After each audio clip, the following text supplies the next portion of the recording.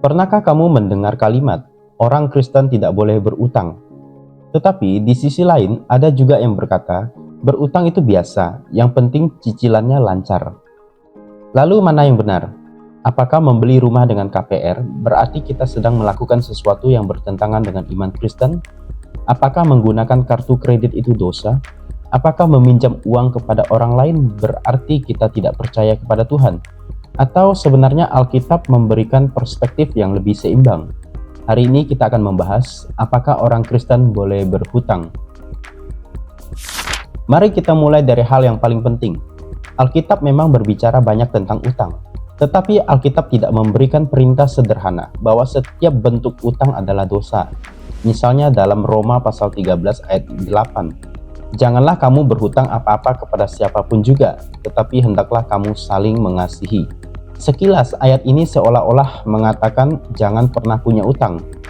Tetapi konteksnya penting. Paulus sedang berbicara mengenai kewajiban orang percaya, termasuk kewajiban membayar apa yang menjadi hak orang lain. Jadi prinsipnya bukan orang Kristen tidak boleh memiliki pinjaman apapun, melainkan jangan hidup dalam kewajiban yang sengaja tidak kamu selesaikan. Artinya, kalau seseorang meminjam uang dan mempunyai kewajiban untuk mengembalikannya, dia harus bertanggung jawab. Jadi masalah utang bukan hanya boleh atau tidak, tetapi bagaimana sikap kita terhadap utang. Meskipun tidak setiap utang disebut dosa, Alkitab jelas menunjukkan bahwa utang adalah sesuatu yang harus diperlakukan dengan serius. Amsal pasal 22 ayat 7 berkata, orang kaya menguasai orang miskin, sedangkan yang berutang menjadi budak dari yang mengutangi. Mari kita perhatikan gambaran yang digunakan, yaitu budak. Mengapa? Karena utang dapat mengurangi kebebasan seseorang. Ketika seseorang mempunyai terlalu banyak kewajiban finansial, keputusan hidupnya bisa mulai dikendalikan oleh cicilan. Gaji masuk, cicilan keluar. Gaji berikutnya masuk, cicilan berikutnya keluar. Akhirnya hidupnya bukan lagi apa yang Tuhan kehendaki, tetapi bagaimana saya membayar semua tagihan ini. Itulah sebabnya Alkitab memperingatkan kita, utang bukan selalu dosa, tetapi utang dapat menjadi alat yang memperbudak kita. Jadi, kapan utang menjadi masalah? Mari kita lihat beberapa tanda. Pertama, ketika kita berutang karena keinginan, bukan kebutuhan. Misalnya, seseorang sebenarnya sudah mempunyai HP yang masih baik, tetapi karena ingin mengikuti tren terbaru, dia mengambil cicilan yang sebenarnya tidak mampu dia tanggung. Masalahnya bukan sekedar HP, masalahnya adalah keinginan mengendalikan keputusan finansial. Yakobus pasal 1 ayat 14-15 mengingatkan bahwa manusia dapat diseret dan dipikat oleh keinginannya sendiri. Kedua, ketika kita berutang tanpa memperhitungkan kemampuan membayar. Yesus sendiri mengajarkan prinsip menghitung biaya. Dalam Lukas pasal 14 ayat 28, Yesus berkata bahwa sebelum membangun menara, seseorang harus duduk terlebih dahulu dan menghitung biaya. Prinsip ini sangat relevan dengan keuangan.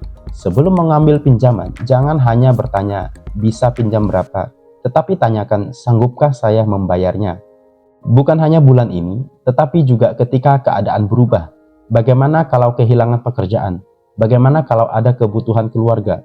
Bagaimana kalau penghasilan turun? Hikmat bukan hanya mengetahui berapa banyak yang bisa kita pinjam.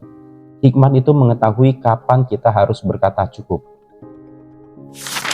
Lalu pertanyaan selanjutnya, seperti apakah utang yang baik dan utang yang berbahaya? Alkitab memang tidak menggunakan kategori modern seperti utang produktif dan utang konsumtif. Tetapi prinsip hikmat dapat membantu kita membedakannya. Misalnya, seseorang mengambil KPR untuk membeli rumah yang memang dibutuhkan keluarga dan cicilannya masih sesuai kemampuan. Ini berbeda dengan seseorang yang berutang besar hanya demi gaya hidup. Atau seseorang meminjam modal untuk usaha yang sudah direncanakan dengan matang. Ini berbeda dengan meminjam uang untuk membeli sesuatu hanya karena takut ketinggalan tren. Jadi jangan terlalu cepat mengatakan semua utang buruk.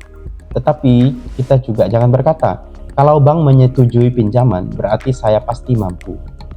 Bank menilai risiko bisnisnya. Kita yang harus mempertanggungjawabkan keputusan kita di hadapan Tuhan. Masalah terbesar itu bukan utang, tetapi ketamakan. Nah, ini bagian yang sangat penting. Kadang-kadang kita berpikir masalah finansial adalah saya kurang uang. Padahal masalahnya sebenarnya adalah saya selalu merasa kurang. Sudah punya satu, ingin dua. Sudah punya yang biasa, ingin yang lebih mahal. Sudah punya rumah, ingin rumah yang lebih besar. Sudah punya kendaraan, ingin kendaraan yang lebih baru. Dan akhirnya semuanya dibayar dengan utang. Karena itu Alkitab tidak hanya mengajarkan kita bagaimana mendapatkan uang, Alkitab juga mengajarkan kita tentang rasa cukup. 1 Timotius pasal 6 ayat 6 berkata, memang ibadah itu kalau disertai rasa cukup memberi keuntungan besar. Dan dalam ayat 8 dikatakan, asal ada makanan dan pakaian cukuplah. Ini bukan berarti orang Kristen tidak boleh mempunyai rumah yang baik, kendaraan yang baik, atau kehidupan yang nyaman. Bukan itu maksudnya. Masalahnya adalah ketika barang yang kita miliki itu mulai memiliki kita. Itu menjadi masalah. Orang Kristen harus membayar utangnya. Ini sangat jelas. Kalau kita sudah mempunyai perjanjian untuk membayar, maka kita harus bertanggung jawab. Mazmur nomor 37 ayat 21 berkata, orang fasik meminjam dan tidak membayar kembali, tetapi orang benar adalah pengasih dan pemurah. Perhatikan kontrasnya. Orang benar bukan hanya orang yang pandai bicara tentang iman. Orang benar juga bertanggung jawab terhadap kewajibannya.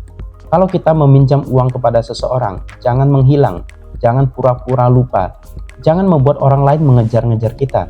Kalau memang sedang mengalami kesulitan, komunikasikan, bicarakan, jujur, minta waktunya, buat rencana pembayaran, dan berusahalah memenuhi janji itu. Karena kesaksian kita juga terlihat dari bagaimana kita membayar utang. Jangan berhutang untuk mempertahankan gengsi. Nah, ini mungkin bagian yang paling menampar. Ada orang yang sebenarnya tidak mampu membeli sesuatu, tetapi tetap membelinya. Karena apa kata orang? Takut dianggap miskin, takut kalah dari teman, takut terlihat sederhana. Akhirnya mengambil cicilan demi sebuah citra.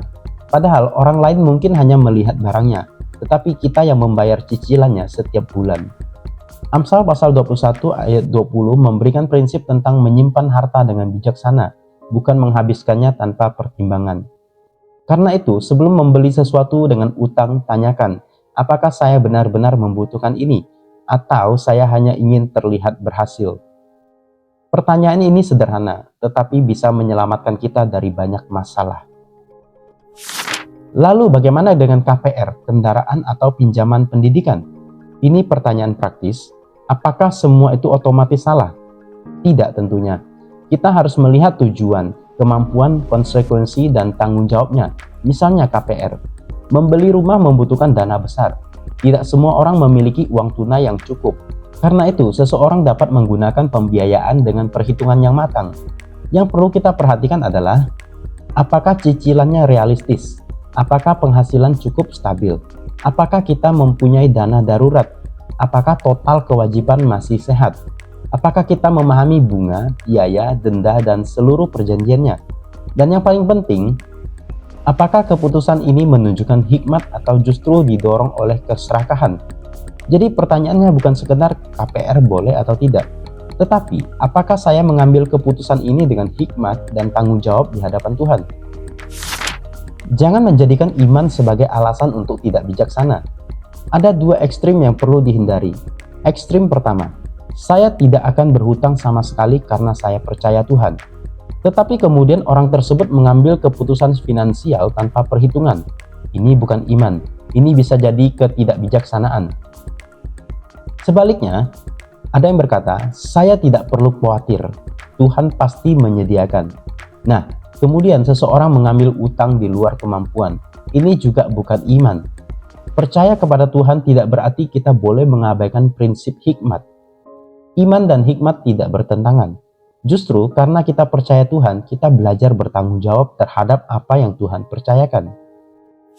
Yang perlu kita ketahui sebagai orang Kristen adalah Tuhan memanggil kita menjadi penata layan, bukan pemilik mutlak. Uang kita sebenarnya bukan milik kita secara mutlak. Mazmur 24 ayat pertama berkata, Tuhanlah yang empunya bumi serta segala isinya. Segala sesuatu berasal dari Tuhan, penghasilan kita, kemampuan kita bekerja, kesehatan kita, kesempatan kita. Karena itu, uang harus dikelola sebagai penata layanan.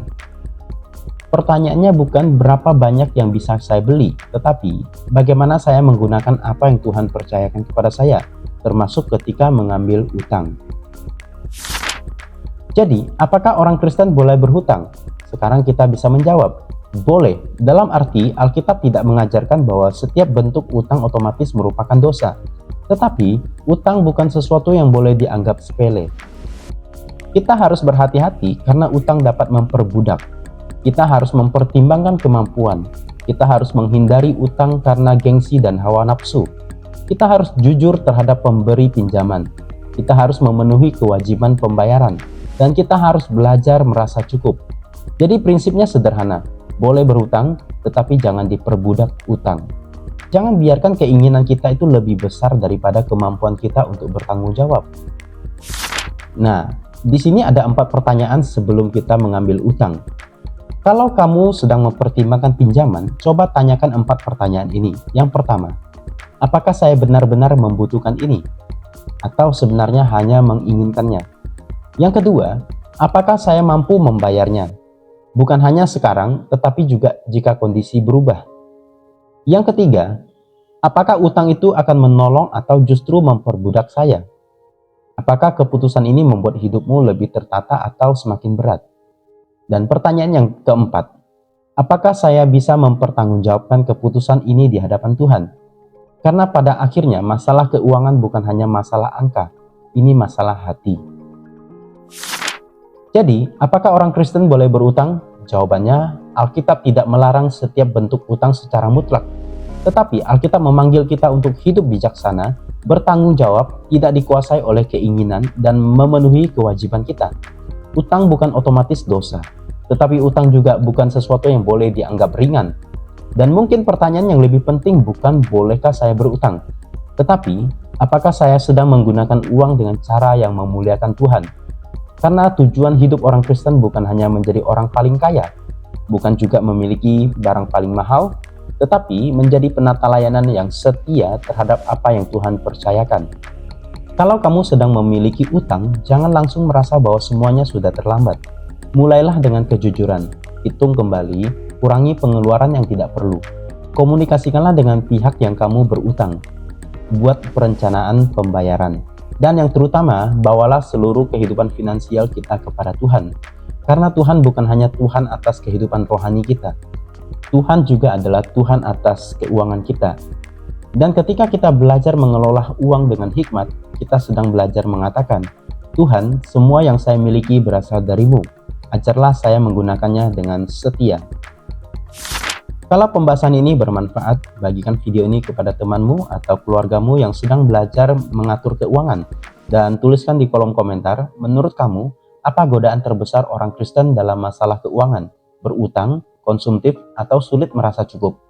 Jangan lupa like, subscribe, dan aktifkan lonceng notifikasi untuk konten-konten Kristen yang membahas pertanyaan iman dan kehidupan sehari-hari berdasarkan firman Tuhan.